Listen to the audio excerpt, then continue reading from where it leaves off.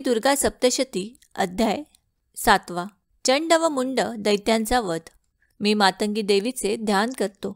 ती रत्नजडित सिंहासनावर बसून पोपटाची मधुर वाणी ऐकत आहे. ती सावळ्या वर्णाची असून तिने आपले एक पाऊल कमळावर ठेवले आहे. तिने आपल्या मस्तकावर चंद्रकोर व कंठात कल्हार पुष्पांची माला धारण केली आहे. ती वीणा वाजवित आहे. तिने लाल रंगाची साडी परिधान केलेली असून घट्ट अशी चोळी तिला शोभून दिसत आहे. तिच्या हातात शंख पात्र आहे.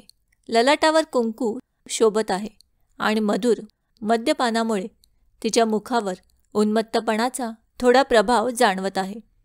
मेधाऋषी सुर्थला म्हणाले, हे राजा, शुंभाची आज्ञा होताच चंडमुंडादी दैत्य आपल्या चतुरंग सेनेसह शस्त्रास्त्रे सुसज्ज करून देवीला पकडण्यासाठी निघाले. ते गिरिराज हिमालयाच्या सुवर्णमय उंच शिखरावर पोचले. त्यांना सिंहावर दृढ बसलेली आणि मंद हास्य करणारी देवी दिसली.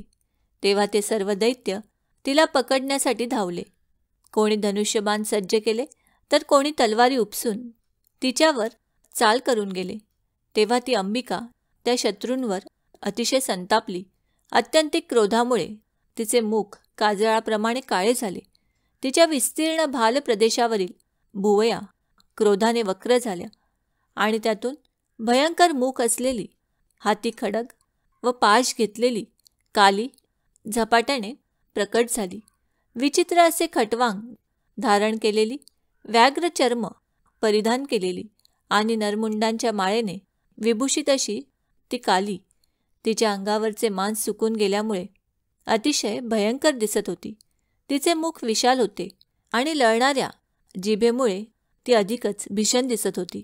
तिच्या आत ओढलेल्या डोळ्यात रक्त उतरून ते लालबुंद झाले होते. ती आपल्या गर्जनांनी सर्व दिशा दणाणून टाकीत होती. ती काली मोठमोठ्या असुरांचा निपात करीत त्या दैत्य सेनेवर तुटून पडली आणि त्यांना भक्षण करू लागली.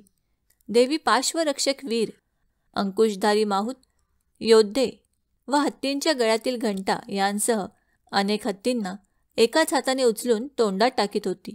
त्याचप्रमाणे ती घोडे, सारथी व योद्धांसह अनेक रथ तोंडात टाकून त्यांना आपल्या दाढांनी अतिशय भयानक रीतीने चघळत होती.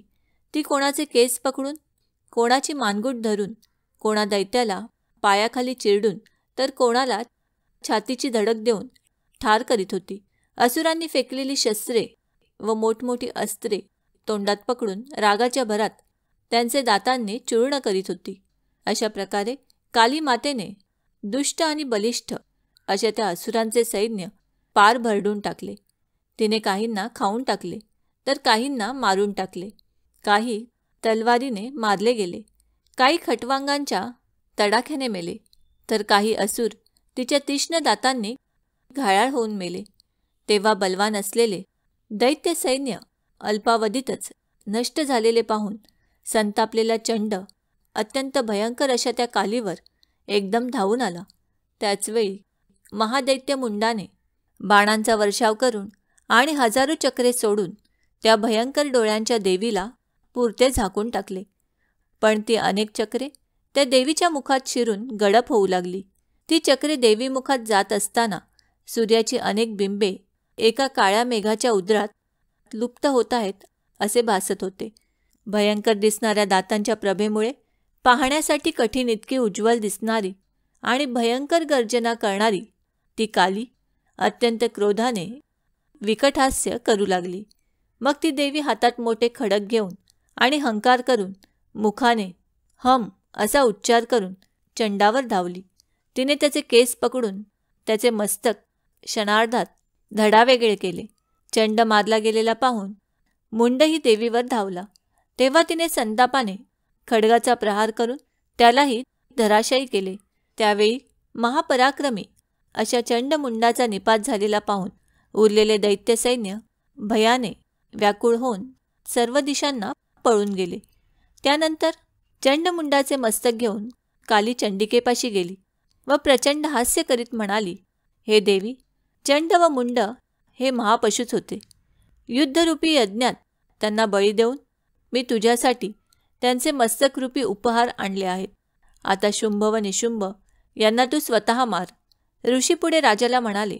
त्यावेळी कालीने मारून आणलेल्या चंडमुंड महादैत्यांना पाहून ती कल्याणकर्ती चंडिका तिला मधुर वाणीत म्हणाली, हे देवी, ज्या अर्थी तू चंड व मुंड यांना घेऊन येथे आलीस त्या अर्थी तू लोकांमध्ये चामुंडा नावाने प्रख्यात होशील.